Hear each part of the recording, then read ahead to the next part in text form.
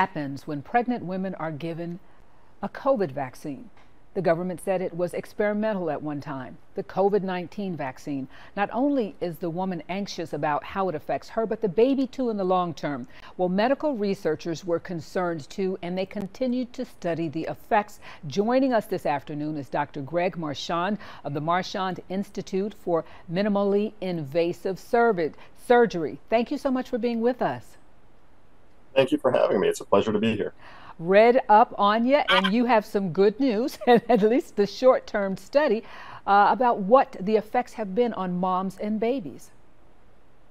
Absolutely. We're so excited that this was just published in Nature's Vaccine Journal. This is the largest study so far looking at the safety and the efficacy of vaccines in pregnancy, and it's mostly good news. As you've already pointed out, we're really just looking at the short-term safety. We don't have the long-term safety yet, but for the short-term safety, meaning during the pregnancy, we're not seeing any major safety concerns. We're seeing a slight rise in cesarean sections for women that receive the vaccine, but other than that, no rise in maternal deaths, no rise in stillbirth, and we're seeing the vaccine seems to be pretty efficacious. It really seems to work well in preventing the COVID, contracting COVID during pregnancy and in the postpartum period. So far, so good.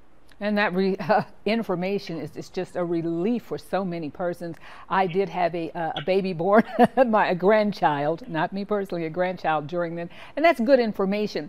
Now, do the statistics give you any idea why there was a slight increase in C-sections? Was that revealed yet?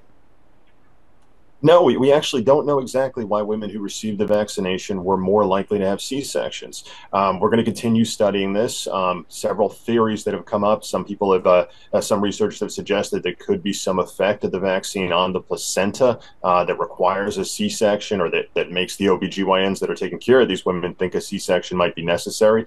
Another possibility is that there's a bit of bias here, meaning that the women who are deciding to get the vaccine are more likely for other reasons to decide to get a C-section or to electively choose to have a C-section. So those are the two main factors that we're looking at. But no, I don't have a definitive answer as to why the C-section rate was higher in vaccinated women. Okay, and I hope I'm not putting you in a situation, because I wanted to know, I do want to know, what about the long-term effects? You study numbers. Do you have any idea how a woman who had a baby during the pandemic should be looking at the development, or how do you face the long-term possible effects? That's a scary question, but a very good question.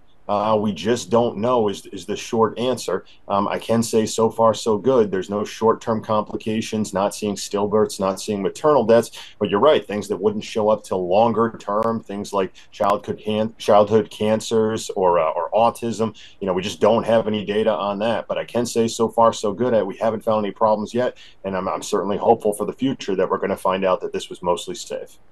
Dr. Marchand, may I say too that I think that not only is my grandbaby healthy, she's probably the prettiest baby ever born. You know, so I just had to get that in there. And I hope our mama is watching. Yes. Oh, wow. Do you think that it's okay then for pregnant women now to take that COVID shot? Is it even being requested of them?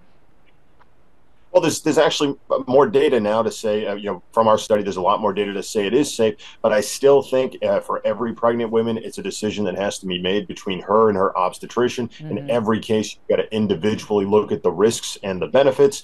There's still a lot of cases where these unknown risks in the future are going to mean it's just a little bit too much of a risk to take that chance, especially for young, healthy mothers. But that's a decision to be made between the pregnant woman and her obstetrician. And you really have to weigh each and every patient on an individual basis. There absolutely is no one size fits all. Everyone needs it or everyone doesn't need it answer. Thank you for being with us, Dr. Greg Marchand. Thank you so much for having me.